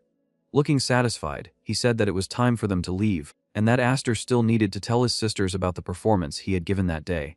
Aster nodded and answered that they should go. Then he added that once his mother saw those wounds, she would probably faint.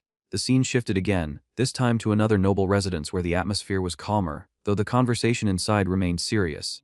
A knight stood respectfully before his superior and reported that young Darius had died during the trial set by Zenith the other day. The man seated before him quietly replied that he saw. That man was Roderick.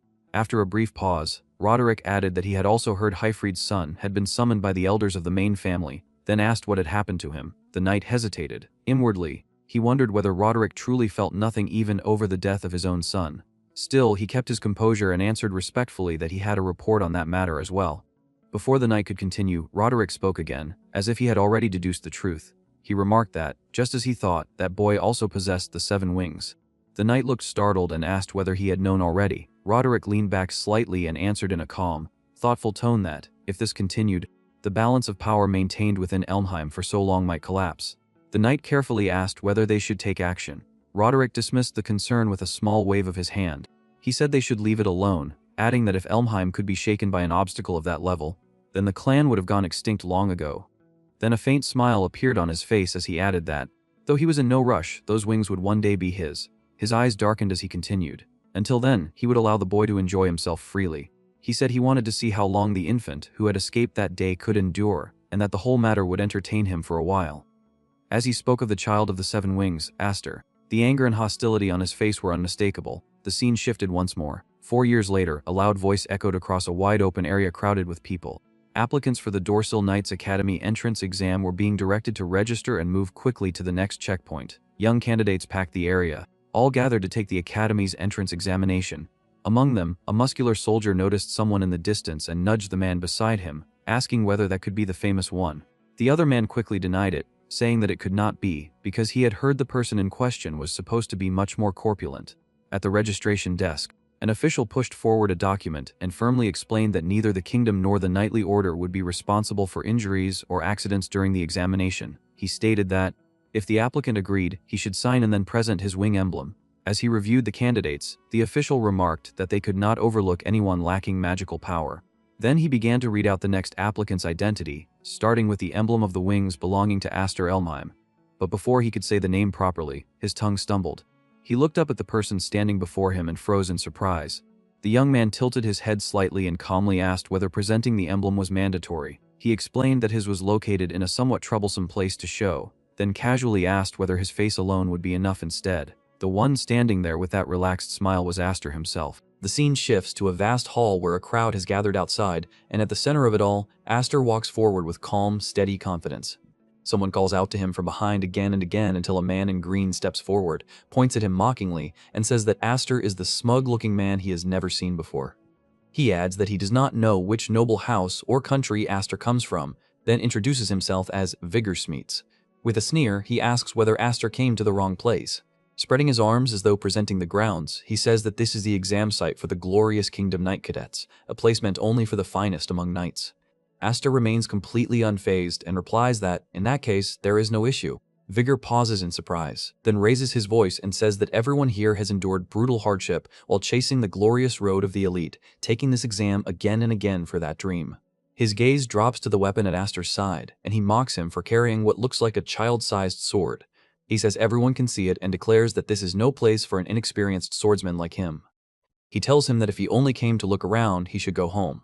His loud voice draws attention from the people nearby. Some whisper that he is doing it again and call him the new guy bully. Another sighs and says he never gets tired of this every year. But then the man looks more closely at Aster and asks whether he is the Olmheim from the rumors. A third person quietly says that he must be Aster of the Seven Wings. At that, Vigor stiffens in shock, the word Seven Wings echoing in his mind. Before he can react further, another man steps forward with an easy smile and a strangely familiar tone. He says that he had wondered who the newcomer was, only to find that it is cousin Aster. Aster's calm expression finally changes. He turns sharply toward the speaker and narrows his eyes in recognition. It is Gurion. Gurion smiles faintly and steps closer. In a casual voice carrying a hidden edge, he says it has been a long time. He adds that since nobody seems to know when or where Aster was born, he took the liberty of calling him cousin. Aster listens in silence, his face unreadable. Then he calmly says that it is a shame about Darius. For a brief moment, silence falls, but Gurion's smile does not disappear. Instead, it sharpens. He lightly says that there is no need to worry because a disgrace like Darius deserved to die. He adds that he actually feels relieved now that Darius is gone, since the man had always acted overbearing simply because he was a year older. Gurion says that Darius was a nuisance to him as well. Then his eyes narrow as he looks straight at Aster, and the warmth leaves his voice. He says he does not care whether Aster is called Seven Wings or anything else, but warns him not to underestimate the people of the main house. With that, Gurion turns away. As he leaves, he glances back over his shoulder and says that here, no one is left to protect Aster. The tension remains even after he is gone. One onlooker exhales and says that having two people from Elmheim among the examinees means this term's candidates have terrible luck. Another mutters that the main house and the branch house are still fighting each other. A third quickly says that he wants no part in it. Meanwhile, Vigor, who had been shouting so arrogantly only moments ago, is now completely shaken. As the truth sinks in, he stammers and asks whether Aster is truly that Olmheim. Aster only gives a small, relaxed smile and says that just Aster is fine, senior. The scene then shifts to the first exam site, where a large group of candidates stands assembled beneath a heavy atmosphere of tension. At the front, an examiner steps forward and loudly praises them for making it this far. He says he wishes first to commend their courage and patriotism. He then declares that Kingdom Knights are nothing like the provincial knights scattered through the countryside. With visible pride, he says that Kingdom Knights serve the king, protect the king, and stand as glorious swords willing to risk their lives for him. He says there is no need for dull or blunt blades, and orders them to treat today's test as a battlefield and prove their true worth. As the speech echoes across the venue, Aster listens in silence. Inwardly, he thinks the words are absurd, yet his eyes remain steady as quiet resolve rises inside him. He realizes that he has finally returned to this place, the road to becoming a Kingdom Knight, a right he had once been denied when he was wingless. For a moment, memories stir within him of the days when he could only stand outside this path and never step onto it. But now, everything is different. Beyond this test lies the world of the strong, a world he could never touch before. His eyes sharpen as one man comes to mind, the figure who still stands at the top of that world, Kingdom Knight General Commander Roderick A. Almheim. Aster's determination hardens. He thinks that Roderick should wait for him, because he will catch up soon. Then he reminds himself that to do that he must first pass the selection exam. At that moment, the examiner speaks again and announces that the first test will begin. Before he can fully explain it, a sharp whistle cuts through the air. In the next instant, an arrow pierces one of the candidates straight through the head, and the man collapses on the spot. For a heartbeat, silence falls. Then shock tears through the crowd. A cold voice rings out and declares that the first exam is the trial of the arrow tower. The speaker adds that the last one left standing will be the winner. The announcement sends a chill through everyone present, and panic erupts at once. Some candidates look around wildly, unable to understand what is happening. One shouts in fear, asking what they are supposed to do. Another yells that they need to run, or they will all be killed if they stay. Then someone else shouts for everyone to group up, watch each other's backs, and block the arrows. His words snap many of them out of their panic. Several candidates quickly move together, raise their weapons, and desperately try to shield one another from the deadly storm of arrows raining down from above.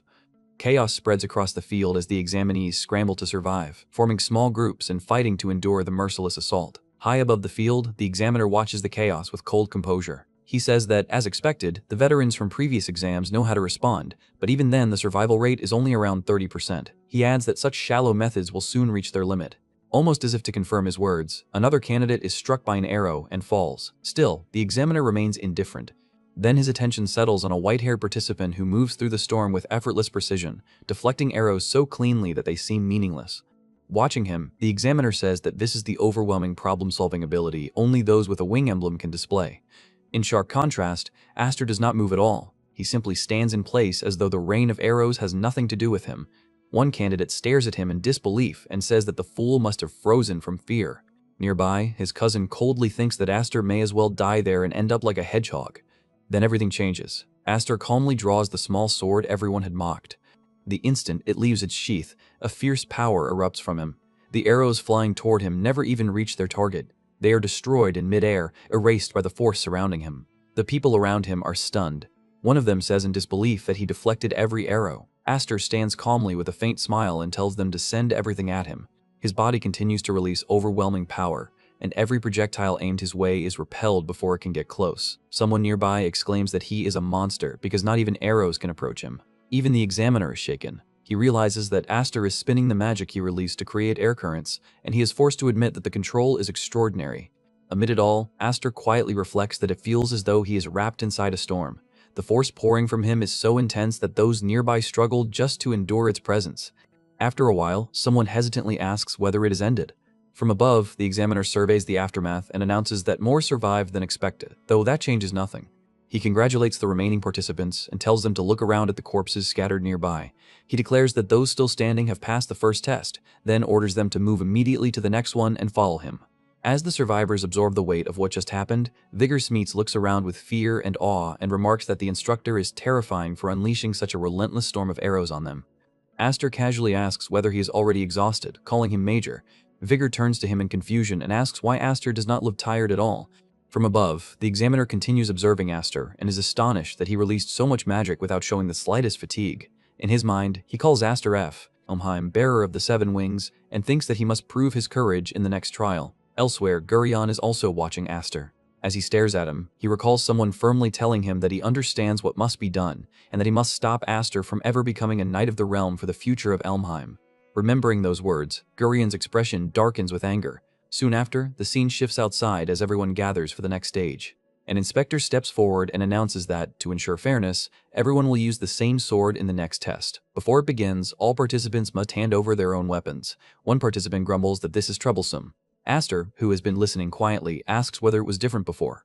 Vigor explains that the swords used by middle-class knights are not all that different, but Aster's sword is another matter. Other nearby knights overhear the exchange. Aster glances down at his sword and says that he understands. At that moment, Gurion approaches with a smug expression and remarks that, as expected of his cousin, he has already tamed his servants. Aster does not even look at him. He ignores him completely. Vigor, irritated, fires back and demands to know who Gurion is calling a servant. Gurion looks at him with contempt and says that he is merely the heir to Baron Smeets' house, a low-ranking noble from some forgotten village. He warns that if he chooses the wrong person to wag his tail at, he may come to regret it. Despite his anger, Vigor immediately changes his tone and begins flattering Gurion, insisting that he has nothing to do with Aster. Aster watches the whole exchange in silence and says nothing. Gurion then turns and leaves with his group, and Vigor quickly follows after him. Not long after, the examiner raises his voice and explains the second trial. He says that it will be a mock battle of attack and defense. The participants will be divided into 3 teams and compete over bases inside the forest. A base will be captured when a team raises its own flag on that base's pole. He adds that the team to secure 2 or more bases before the sunset bell rings will win. He further explains that destroying, stealing, or disabling the flags is strictly forbidden, but beyond that there are no restrictions. Then, in a colder tone, he says that the swords they have been given may be treated as permission to kill if necessary. After outlining the rules, he begins assigning the teams. Gurion becomes the leader of the first group. The white-haired participant leads the second, and Aster leads the third. Each stands at the head of his team, ready for the coming battle. In his assigned area, Aster calmly studies the situation and says that the match will begin when the smoke signal rises. There are 3 flags, 1 for each faction, and victory requires capturing 2 or more bases, including one's own. Vigor, who ended up on Aster's team, speaks with a serious look and says that this means only 1 team out of the 3 will pass. Aster calmly replies that this is true, but asks whether that is really something to fear. Another participant nervously says that this means they may have to fight Elmheim. A third adds hesitantly that this is troubling. As Aster listens to their anxious voices, he quietly tries to understand their hesitation. Before he can respond, Vigor suddenly raises his voice and openly admits that they are afraid. He says they are terrified of going against Elmheim because their enemy is the young master of its main house. He explains that if they oppose him, they may never again be able to call themselves knights with pride, and in the worst case, their families and followers could be wiped out. That is why no one wants to make Elmheim an enemy. After hearing all this, Aster picks up the blue flag and directly asks whether they intend to abandon the test. Vigor answers without hesitation that there will always be another chance, and that it is better to retreat now than ruin their lives forever. He says that Aster cannot understand what it feels like to be among the weak. Those words sink deep into Aster as he suddenly breaks into a run. He thinks that he never expected to be isolated in a team battle, yet he understands them. He reminds himself that he had forgotten what Elmheim means to ordinary knights. It is a tyrannical family they can never resist, and Gurion stands as the symbol of that terror. Even as he moves deeper into the forest, his teammates' words keep echoing in his mind, telling him that he cannot understand the feelings of the weak. Thinking it over, Aster quietly realizes that, in another way, he is not so different from them. Still, something feels wrong. The forest is too quiet. He wonders whether no one has started fighting yet. Without slowing down, Aster races straight toward the red flag. As Aster races through the forest, he wonders whether the others are simply moving cautiously. Then a voice calls out from ahead in amused surprise, saying that he really came alone. Aster stops. Waiting for him is the white-haired participant who stood out in the first test. The man calmly says that everything has gone just as he expected. He holds his flag in hand, and Aster immediately realizes that this must be why he stayed near his own base. The white-haired man looks straight at him, says that he was starting to get bored, then suddenly tosses his yellow flag into the air and boldly tells Aster to fight him. Aster is caught off guard and wonders what this means. At the same time, the man tightens his grip on his sword, and the air between them turns tense. Elsewhere, Gurion advances with his group and coldly vows that he will show his cousin how the Elmheim family fights. The second trial of the Knight of the Realm selection exam is already underway. The 20 participants have been split into 3 teams, and the rule is simple. The team that controls 2 or more bases by the end of the test wins. In other words, passing requires planting one's own team flag on enemy bases. In the middle of the battle, Aster steps forward and directly asks why his opponent, who should belong to the yellow team, is raising a red flag instead. The white-haired man calmly replies that the reason is simple. He has formed an alliance with Elmheim. As he says this, he begins releasing sword energy, and the atmosphere immediately sharpens. At that moment, an observer reveals his identity. He says that the man is Christopher Nolan, eldest son of the Nolan family, the house famed as the founders of court fencing. He bears the 5-wing emblem. Though he was overshadowed by the 7-wing participant in the first test, only 2 people passed the arrow tower without even changing their expressions, and those 2 were Aster and Nolan. The observer adds that both are exceptional talents from Caballero with tremendous potential, and remarks that it is unfortunate such promising figures have been forced to face one another here. After hearing about the alliance, Aster immediately asks whether this is a secret pact and whether Christopher truly understands that only one team can win in the end. Christopher calmly blocks Aster's attack and says that he knows that perfectly well. He explains that since Elmheim stands on his side, he has already decided that the main house will be the one to win. He adds that, by now, his teammates should already be moving with Elmheim to attack Aster's base. At once, danger flashes through Aster's mind. He realizes that this is bad, because Smeets and the others are in serious danger. He presses Christopher again and asks whether Gurion threatened him, asking what would happen if he dared oppose Elmheim. Christopher advances without hesitation and replies that no one willingly steps in front of a moving carriage once they know it will crush them. He says that chivalric nobility exists within a rigid hierarchy, and that such submission is simply part of the natural order. As he speaks, he unleashes a powerful strike and declares that this too is the proper conduct of nobles. Aster struggles to block the attack, but the pressure keeps rising. In the next instant, his sword suddenly shatters. Looking at the broken blade, Aster realizes at once that something is wrong. He thinks that the sword is definitely strange and begins to suspect that he was deliberately given defective weapon for this exam. Christopher does not let up. He presses forward and confidently says that there is no need to worry because their match will remain nothing more than a gentleman's duel. He adds that he dislikes the people of Elmheim, especially those who try too hard to stand out, and contemptuously mocks Aster while continuing to attack.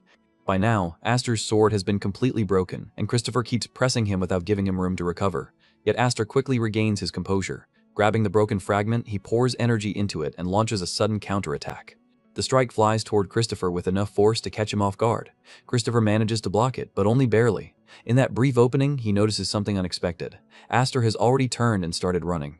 Christopher shouts after him and demands to know whether he is truly fleeing, telling him to wait. Aster does not stop. As he moves away, he says that they will settle their fight later, because right now there is someone else he must deal with first. His calm voice makes it clear that he is not retreating out of fear, but because he has chosen his real target, his cousin. Christopher smiles and mocks him, asking whether he got scared and saying that he does not even deserve to be called a gentleman. After that, Christopher picks up the broken sword left on the ground and examines it. He questions what kind of blade it is and notes that, even for a cheap sword, its quality is far too poor. As he studies it, he realizes that something is clearly abnormal. Then he runs a hand through his hair, understands the truth, and quietly says that he sees now that this is Elmheim's work. Slightly irritated, he remarks that it is a very unpleasant way to ruin the atmosphere. Meanwhile, Aster returns to his territory and immediately calls out, asking whether Smeets is alright. Before he receives an answer, a familiar voice reaches him, saying that he arrived sooner than expected. Standing there is Gurion. It becomes clear that he has been behind the entire arrangement from the beginning. He calmly remarks that Nolan failed to stop Aster after all. Around him, everyone is already prepared for battle, ready to strike at any moment. Gurion continues by mocking Christopher's earlier words that, alone, he would be enough to deal with Aster, and says that he had great expectations because of that. Then he casually asks how things are going. Aster lets out a sigh before noticing that the third base has already been secured. Looking around, he sees the red flag raised over the base, marking it as Gurion's territory. This fills Aster with anger. He lashes out at Gurion and demands to know what happened to his teammates. Gurion's expression darkens slightly as he begins to answer, but before he can finish, someone appears behind Aster and points a sword at him. It is Vigor Smeets. Nervously, Vigor tells Aster that he told Aster from the start that they cannot defy the Elmheims. His words reveal that betrayal has shaken even Aster's own team, making it clear that everyone had willingly cooperated in the scheme, even if the damage had already been done. Still, he seems conflicted, though his voice lacks conviction. Gurion steps in with cold confidence and says that the others never even tried to resist, despite being no more than field monkeys. He adds that at least they understood which side of Elmheim they were supposed to support. Aster, hearing this, asks directly whether Gurion really believes he can defeat him just by gathering numbers. Gurion smiles and says that Aster is mistaken because the battle is already over. He explains the true victory condition of the attack and defense match once more. The team holding 2 or more bases when the exam ends will win. He says that even if Aster falls into despair and starts capturing bases now, he still will not have enough people to defend them. As Aster looks around, he notices that the blue flag has already been destroyed, making the situation even worse. Gurion goes on to reveal his strategy. He says that all they have to do is wait for Aster to move to another base, then raise the red flag again afterward. As long as they continue controlling 2 or more bases, victory is guaranteed. His smile grows wider as he explains how simple and effective the plan is. But Aster does not retreat. He firmly says that if that is their strategy, then he will make sure they cannot carry it out at all. His resolve becomes unmistakable as he declares that he will keep going until every last one of them is torn apart. Those words make the people around him tremble, but Gurion only smiles and mocks him, saying that he is just bluffing. He points at Aster's sword and says that it is already useless. He adds that even with 7 wings, Aster is nothing without a moon sword. At the same time, Gurion keeps exposing how carefully he arranged everything and then asks whether Aster truly intends to fight everyone present. Aster calmly answers that the situation is troublesome and even admits that Gurion has impressed him more than expected. He draws his weapon, but the broken blade makes even the onlookers uneasy. Then Aster says that Gurion planned things more thoroughly than he anticipated. Suddenly, he lets the sword fall from his hand. Seeing that, Gurion immediately declares that they have already won. But the moment the broken sword hits the ground, Aster readies himself once more. The fire in his eyes makes it clear that he has not given up in the slightest.